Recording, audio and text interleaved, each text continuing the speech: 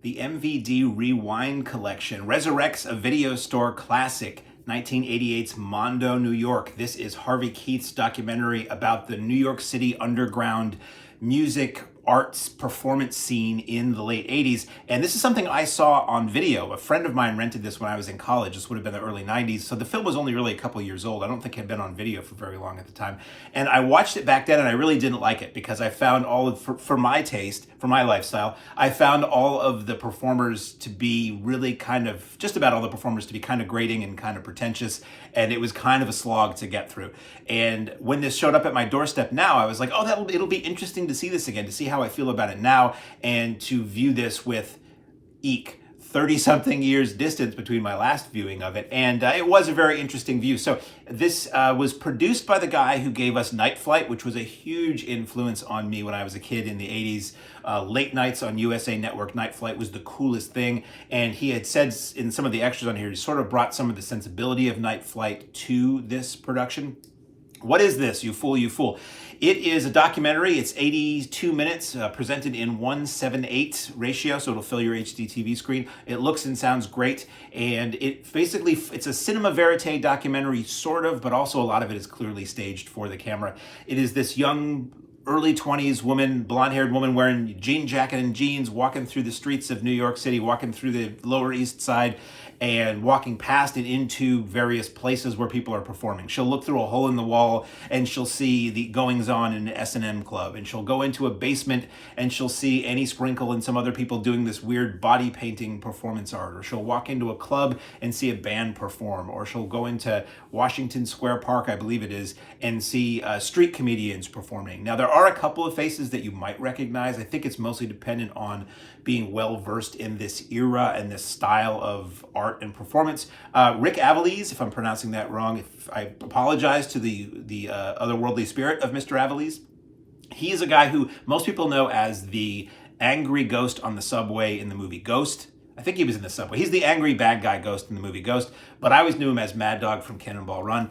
Lydia Lunch opens the film, and Magnusun has a pretty funny performance piece in it, and it's all kinds of things. So some of the performance pieces are clearly staged for the camera. They have costumes, they have lighting, they have really lovely tracking shots and things like that, and some seem a bit more verite, like, you're just a fly on the wall and you're just watching it happen. Clearly it's a documentary, so everything for this movie, it's a film production, everything was performed for the camera. It wasn't just like a camera was smuggled in anywhere, which they would try to make it look like in the old Mondo movies. And as an ode to the old Mondo movies, that this was inspired by Mondo Kane being the one that started it all, there is a section of white slavery auction going on in Chinatown, which is clearly fake and clearly made to emulate those old films. But overall, it's really nicely shot. It's really nicely lit, surprisingly so. I didn't really remember it looking this good, but then again, I was watching it 4:3 on a videotape when it first came out. And how do I react to it now? Well, I still find all the performers that I found pretentious and grating 30 years ago to be pretentious and grating now. But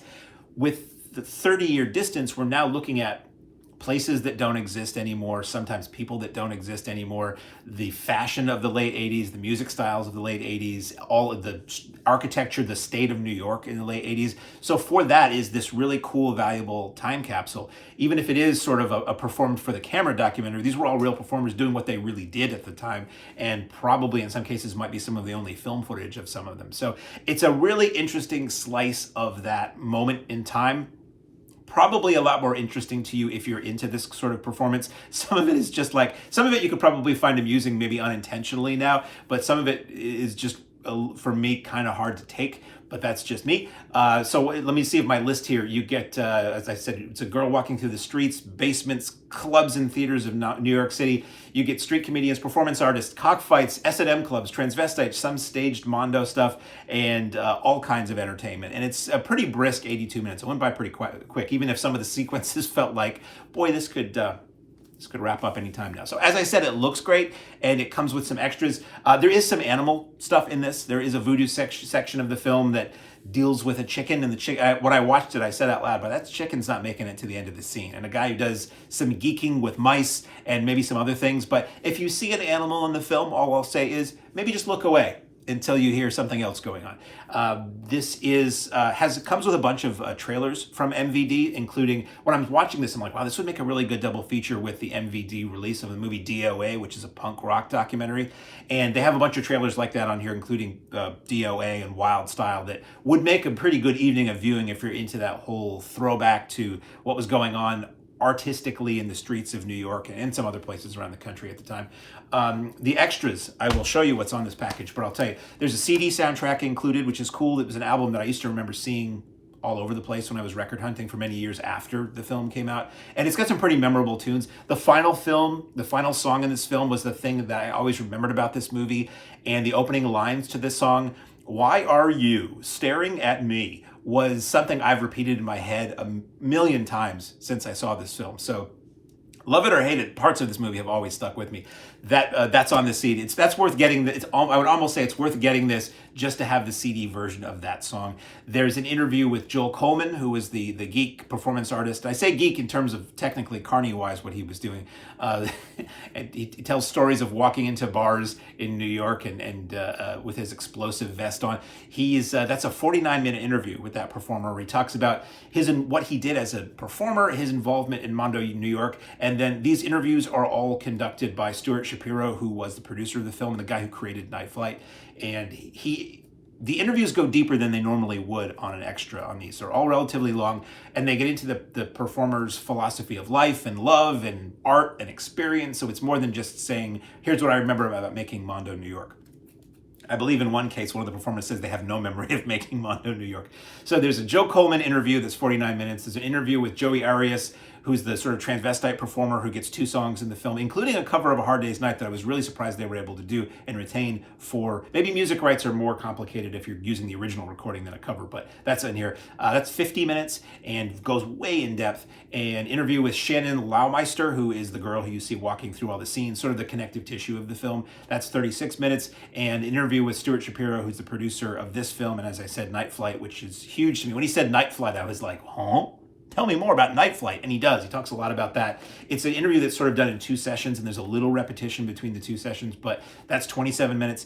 And then you get the packaging. So it's the MVD Rewind collection, so you get the cool slipcase that replicates the old Media Home Entertainment cover that I love, and then front and the back. And as I like to say, the slipcase slips right off to reveal pretty much the same artwork, front and back. And it's a clear case with the lovely child safety hinge on the side. And you open it up and you get a little booklet, and you get the film itself, which looks like it's the top of a VHS face label release, which is nice. And then it's a booklet of some length with a lot of photos. Mostly photos taken on the set. That's very cool. I actually didn't look at the booklet until just now. And then you get a mini poster of the cover, and then it reverses to a mini poster of the original poster with some more shots from the film. That's really neat. Then you get the CD there, the CD soundtrack. Save you from trying to hunt down the original LP, and the reversible cover makes it look like the original VHS release. Now, what the producer had said in the extras on this were that this film never had a DVD release, so this is the first time since VHS this film's been available anywhere. So that's really cool. So I personally didn't love the film, but I see it as an important document of a time and a place. There'll be a lot of people who really do like this film and are going to be very excited to see some of these performers, especially the ones whose name I can't recall, who do the last song in the film. And available now on Blu-ray from the MVD Rewind collection is Mondo, New York.